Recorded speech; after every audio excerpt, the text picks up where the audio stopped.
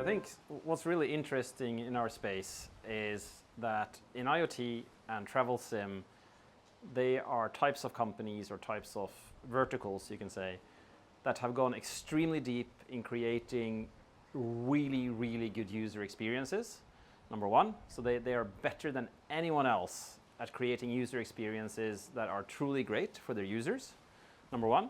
And number two, from day one, they've gone global. So you have IoT players that have hundreds of millions of SIMs on a global scale, and you have travel SIM providers that think global from day one. And in our industry, there are actually very few companies that have global scale. So the combination of truly curated, deep user experiences and global scale, I think what you're seeing is IoT and travel sim being two of the first verticals that do this, but they'll not be the last. So I think the next generation of really interesting players in our space are going to be global, and they're going to work deeply on the product to give it product depth. And these two are only the first two examples of that happening.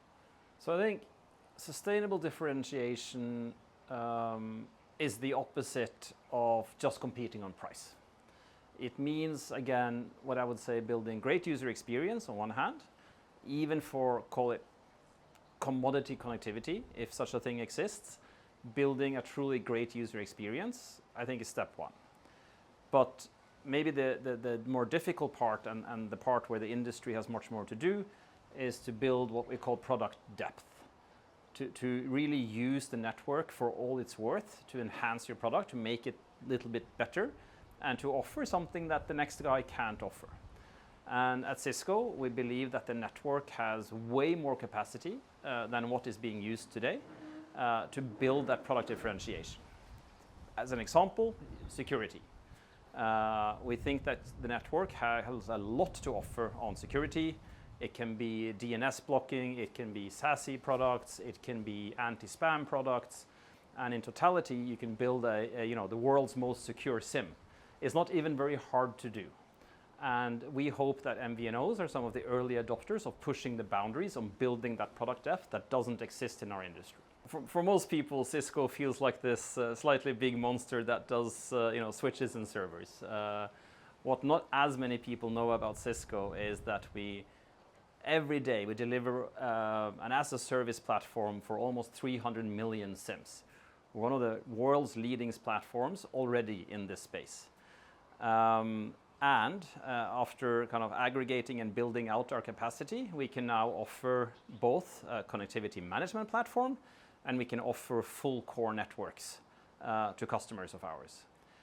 The reason we think MVNOs is interesting is MVNOs are often the early adopters of cutting-edge technology.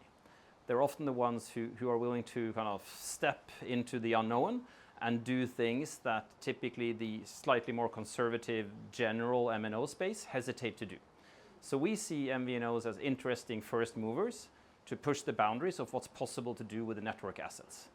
And Cisco is one of the few players that offers global scale, local adoption, simplicity, since we deliver as a service, with the ability to manipulate the network to work for you and not against you. So, there's always this in our industry, we get so hyped on the next G.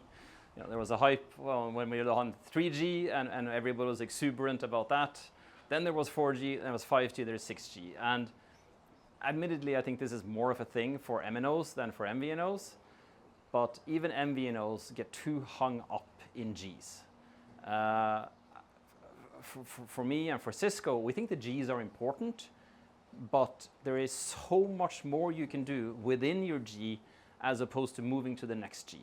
So out of total potential for growth and for building product depth, if you have 100% of potential, I think the next G offers you 10%, and the current G can give you 90% if you truly go and explore it. So yes, MVNOs should care about Gs, but they should care much more about doing more with what they have today.